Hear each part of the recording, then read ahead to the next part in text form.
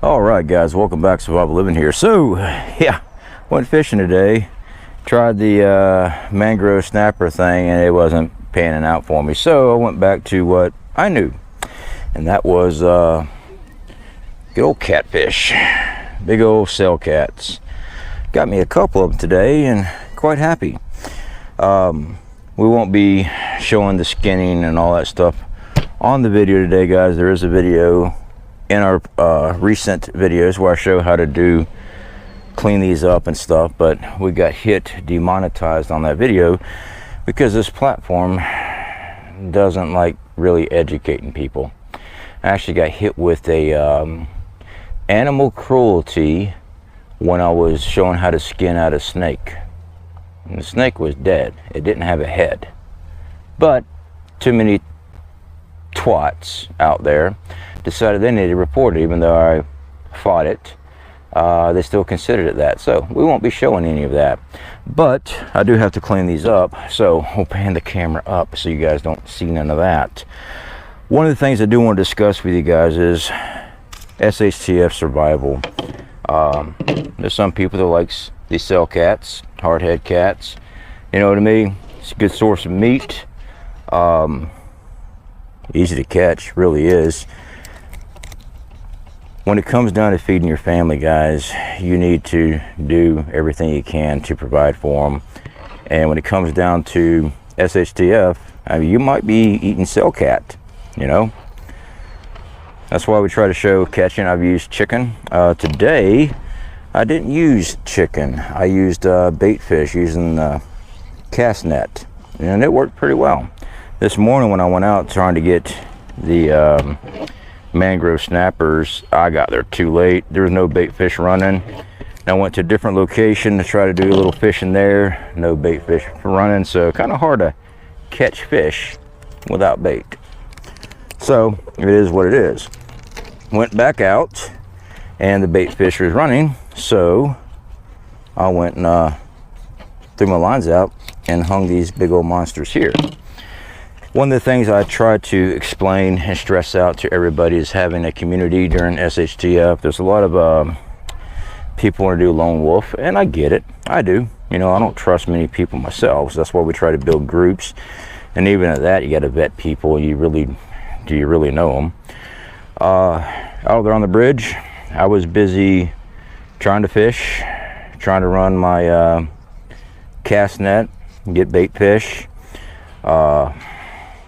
There is no situation awareness there. I'm trying to focus in on that. Got fish coming up, fighting that, and I forgot my bridge net.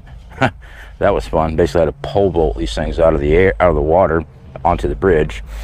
During that time, though, you know, I'm exposed the entire time. So that's why I'm just talking about having groups. Also thinking about that, guys, while I'm out there fishing, no one's here. My wife's here right now, yeah, but the garden got neglected. She had her thing she had to do today, so garden didn't get watered. During SHTF, where your survival depends on everything you do, gardening, trying to collect food, all this stuff, guys, it's time consuming, painstaking. Time management is extremely important. It really is, because while you're fishing, and I was out there, when I went back out, I've been out there for about 6 hours. The things that need to be done here during SHTF didn't get done. All right, so I removed myself from the situation, go get food. Garden got neglected. Security detail, if we needed it, wasn't being done. Yeah, this is why I push on having groups, having a team. You know, just the fishing part alone is what worries me. Because I see people say, well, I'll just go fish and I'll go do this.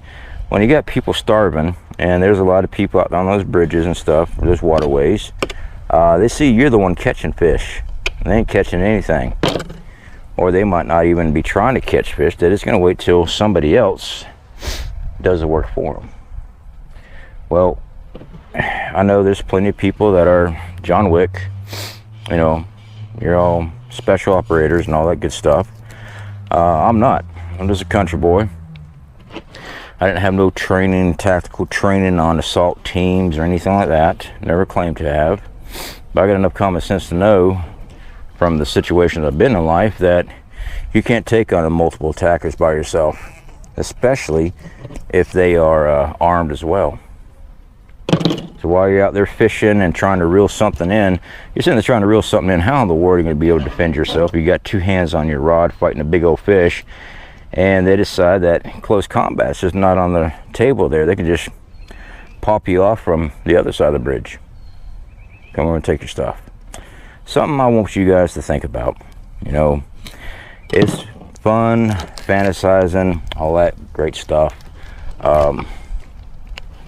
You know, I love the movies too. I enjoy a lot of them. But I wind up yelling at a lot of movies because I'm looking at it and it's just not strategically sound. It's not tactical sound. You know, you're seeing the holes that people are leaving themselves open to.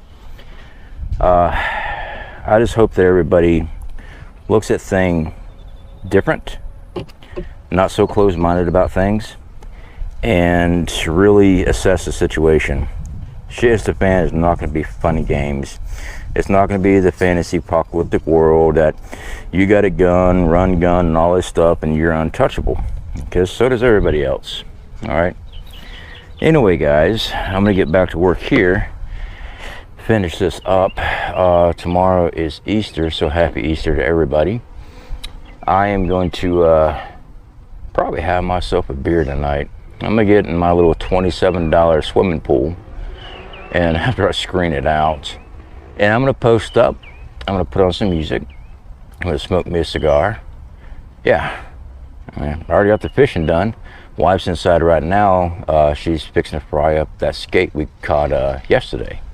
So dinner, a little entertainment, and then sleep off a hangover tomorrow. All right, guys, speak to y'all later.